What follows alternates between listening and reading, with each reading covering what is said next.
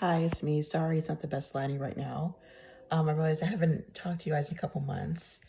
Um, just a quick update. Have not gone back to work yet. Usually in between Thanksgiving and winter break, there's not much work, and then after winter break, there's not a ton of work.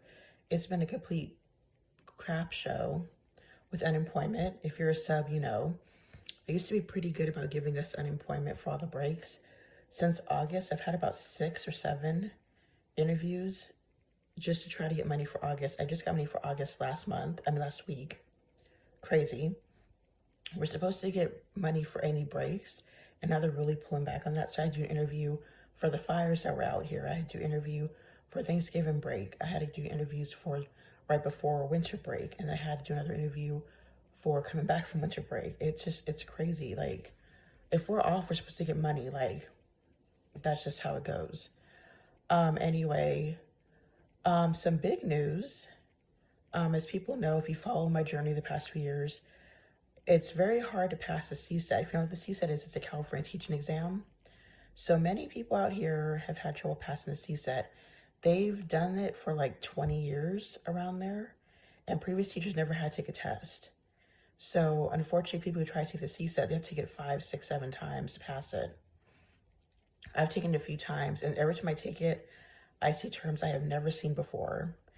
In case you don't know, I'm trying to do history, so yeah, it's crazy.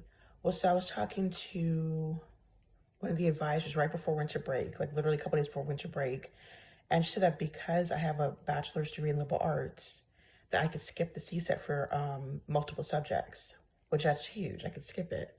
And then she said also for single subject for history, I need to give her my transcripts, which they already have, but I have to get a catalog from Riverside, from RCC, which is the community college I went to, because that's when I take my history classes.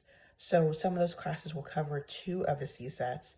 She said the one that everyone has to take is California history, which they do have a California history class at the community college. So if I took that class, that would cover the CSAT. Any class I took in college would cover the U.S. and world history, which is huge. She said that they've been making changes because she says we have so many people who are not finishing the program because they cannot pass the test. That just shows you how ridiculous the test is when people can't finish the program. It's wild. Like, I should have been teaching for a few years now, but they made a bunch of changes. And then what I also found out, which is crazy, was that back in 2021-ish, when people went back to work, after the schools were closed because of COVID, they had a sliver of time where they brought back people and quickly passed them. So like they didn't even need the CSAT at all. I was like, I didn't hear anything about that. She said, yeah, it was really quick. So like I said, they're making changes. So if you're trying to do a CSAT in any subject and you can't pass it, they can go through your transcripts. Well, it depends on the school, I guess, but this is Redlands. Yeah, so that's a huge help. So multiple subjects, if you have a liberal arts degree, you could skip it. For multiple subjects, I mean, for a single subject, they go off your college courses. That can count as, you're already past the CSAT. So I could at least get U.S. and world history covered. But she said everyone she's talked to for history, like they didn't offer California history when we were in school. So that would be a class we had to take that would cover that CSAT. Now I was thinking too, that might help to take all 3 history classes just to get like a brush up. But for right now, I'm going to stick with the multiple subjects because, like I said, I don't have to take the CSAT at all. I'm still waiting to hear. I keep asking this question and no one answers me. I've been asking this question since October. I'm trying to get a degree in both single and multiple subjects because she also told me, let me go back. Multiple subjects used to be kindergarten through 6th, and a single subject degree program is 7th through 12th.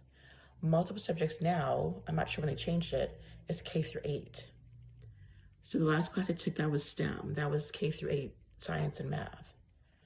And so she was saying, like, I know you want to focus on middle school, but she said some middle schools, they'll take multiple subjects, some want single subject. So that's why I was asking her, and I still have not heard an answer. I asked a couple of other people, and they were just like, they kind of didn't know how to answer the question. I guess it was more along like sticking with one. But I mean, if my focus is middle school, I should be able to have both because, like she said, the advisor said, if you want to do single subject, they might just be looking for that degree, not multiple subjects. The only grade I'd be able to teach would be 6, because they do have teachers who teach 2 subjects, like English and history, math and science. I've seen a few here where it's like English and science or something, but it's usually those pairings off. So yeah, so I need to get an answer for that. Things have been a little bit wild. Like I said, dealing with unemployment.